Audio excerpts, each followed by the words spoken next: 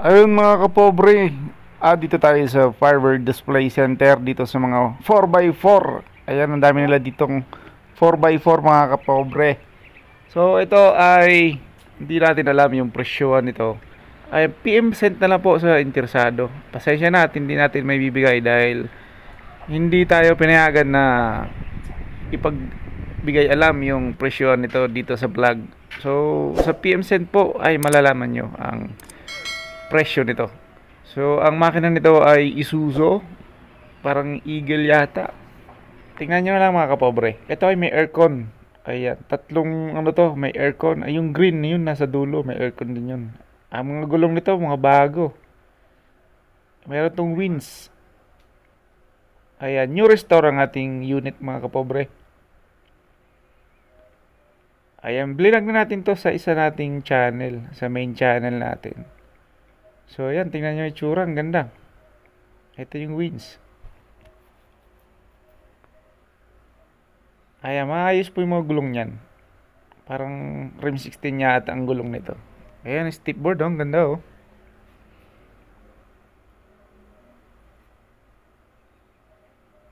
So, papakita natin yung interior nito mamaya. Pati yung makina, papasilip na rin natin. So, ito lang yung nabuksan natin yung hood kasi yung iba nakasarado ay nakalock. Hindi natin mabuksan. So, sa susunod na balik natin dito, papakita natin at kakausapin yung mismong may-ari nito. So, sana, ayun, ibigay niya yung presyo na mababa para sa mga naghahabol ng ganitong klaseng sasakyan. Ayan. Ayan, tinted yung salamin mga kapobre. Ayan, oh, 6 stud. Ito yung brand ng gulong mga idol. Ayan, rim 16 nga. So, yung mga pangilalim natin ay maayos yung pagka-restore. Ay, ang address pala nito ay Tia Marias Subdivision sa Bacoor, Cavite. Ayan, ito pangilalim natin, oh. Naka double bar. So, dito na tayo sa interior mga idol. Ayan, punta na tayo dito sa interior nito. Yung mga upuan nito, bagong upholstery. Ito yung pinto, ayan, kaka-upholstery lang din.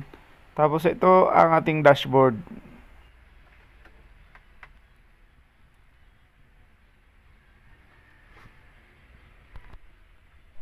Ayan sa aircon naman, ayan, napakalamig ng aircon nito.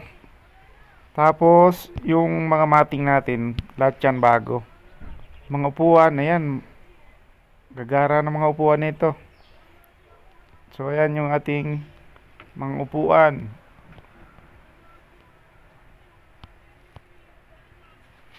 Ayan, kompleto yan sa seatbelt. Maayos yung mga seatbelt.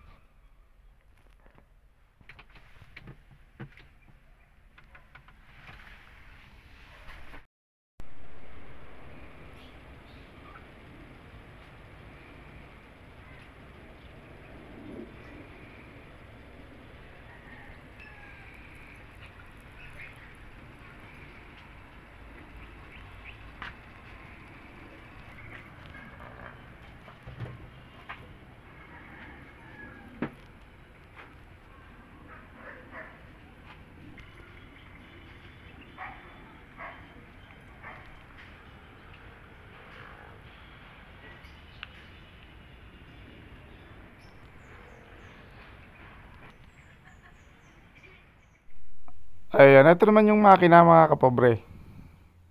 Ayan, pasilip na lamang po. Ayan, laging magdadala ng sariling mekaniko bago bumili ng mga used na sasakyan tulad nito.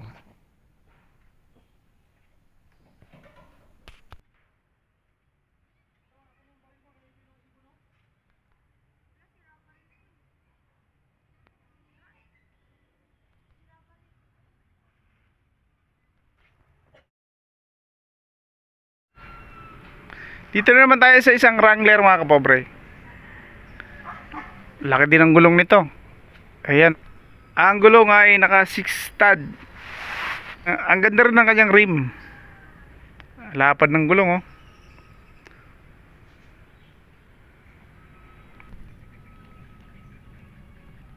Ayan, bagong bago yung gulong, 33 by 12.50, rim 15. Ayan ang brand ng gulong, Radial JT. Ayan, maporma rin to oh. Tinted yung salamin.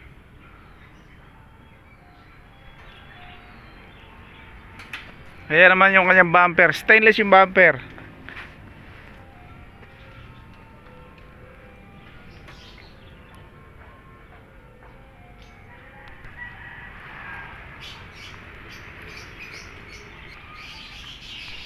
Ayan yung mga Wrangler natin ay may mga aircon.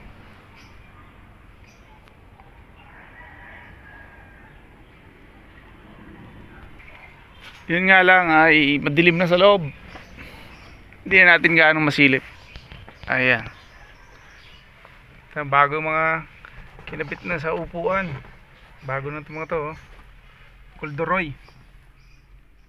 Ayan, makinis naman. Ito, bago rin to. Sa sailing natin.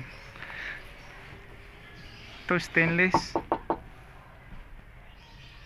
Madilim na mga kapobre, pero makinis yung unit. Ito mga bago rin to. Bagong pintura. Stainless na rin ang nilagay. Ayan, ito mga kapobre, Wrangler din oh. Ayun, tatlong Wrangler. Ito naman ay walang bubong sa likod. Ayan, top down na Wrangler. Ayan, stainless na yung kanyang bubong. Ayan oh, yung hard top natin. Ganda na mga ilaw nito, maporma, bagong pintura, bagong mga gulong, bago yung mga mags. Ayan, maporma. Ganda nito mga kapobre oh. Meron siyang wings. Ayan, ganda ng mga ilaw.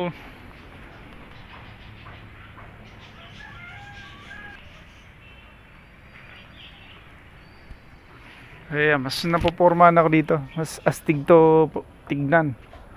Stainless na to, mga tubo na nilagay dito. Ayan oh, ganda.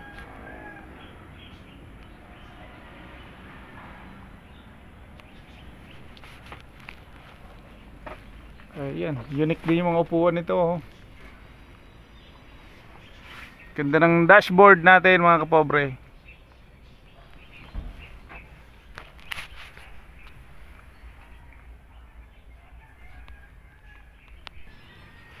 Stainless pala yung ating console box.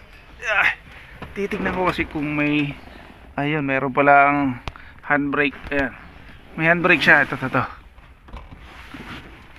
Ayan, meron tong sounds. Ayan oh. Ang ganda ng kanyang upuan. Bagong bago na upholstery. Ayan, makinis mga kapobre. Ang ganda. Lalo rin sa likod oh. Kaya bago rin yung kanyang reserbang gulong.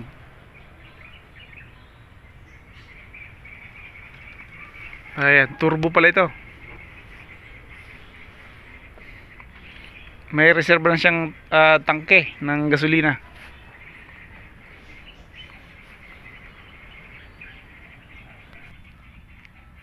Ayan, ang sukat ng gulong ay rim 15, 33 by 12.50.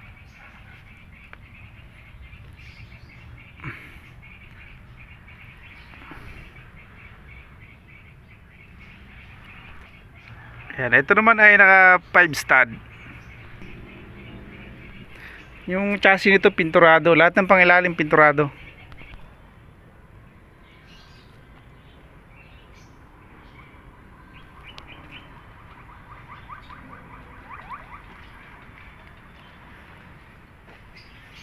Ayan, naka coil spring pala ito.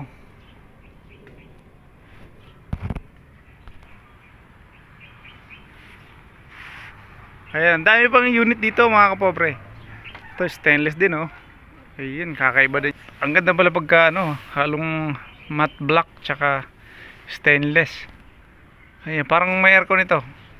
Boss, may aircon to boss. Silipin natin. Wala kasi nag-a-assist sa atin. Nakalock. Nakalock siya. May aircon mga kapobre, meron. Ayun, may nagpapahanap sa akin na may aircon. May nagtatanong sa Facebook. Ito, ang ganda oh. Swak na swak to. Ayan oh. Kinis. Ayan, dito naman sa unahan ay naka GP type ang windshield. Kakaiba din yung pagkagawa nito. Maganda. Astig din.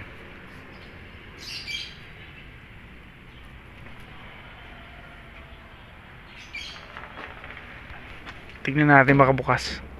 Ayun, nakalock talaga. Silipin lang natin sa loob.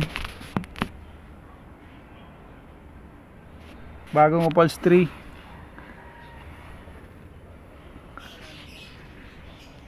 Meron siyang handbrake. Ito naman yung gulong natin, 4 stud. Ayan, ang sukat 185 by rim 14. Ayan, bagong gulong. 4. Bago lahat. Ito naman yung ating pangilalim. Ayan, pinturado lahat ng pangilalim.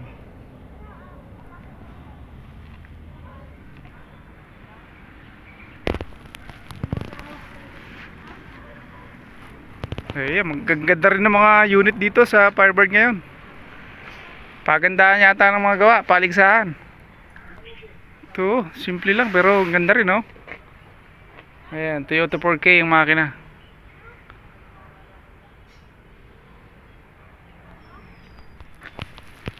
Ayan, maiksi lang tong owner na to. Bago rin yung mga gulong. Maporma din to.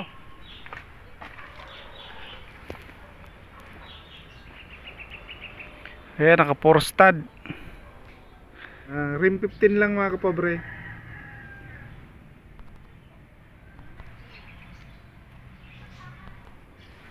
Naka drum brake yung mga gulong, unahan tsaka likod. Ay mga upuan naman niya ay bagong upholstery at kulay black. Ayan, GP type din. Bagong windshield. Stainless ang windshield.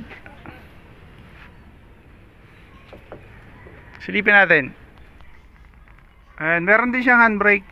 Ayan ang kagandahan niya. May mga handbrake yung mga unit natin. Ayan, walang dashboard. Ayan, may upuan sa ating likuran.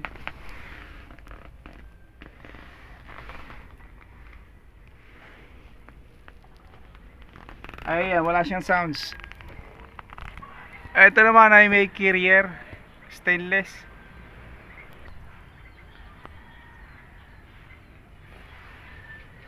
Ayan, galvanized yung ating siding. Pero ito oh, stainless na.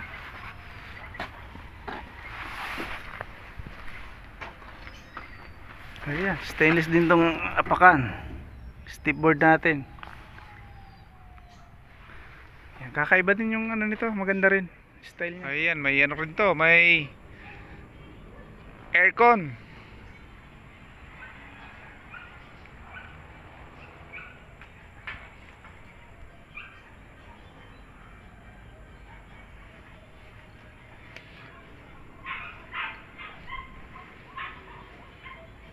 May ladder na stainless oh.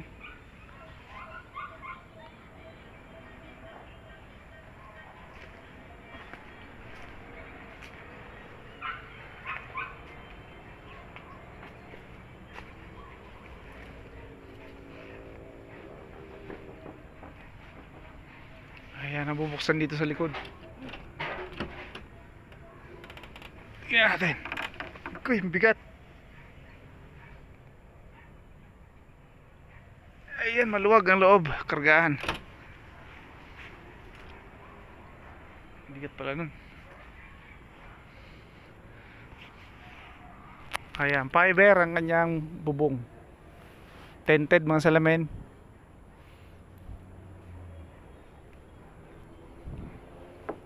Fiber.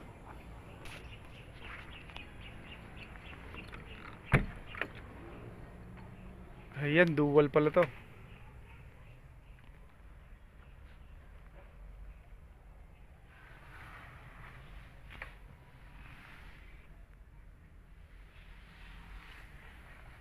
Ayan ang dashboard.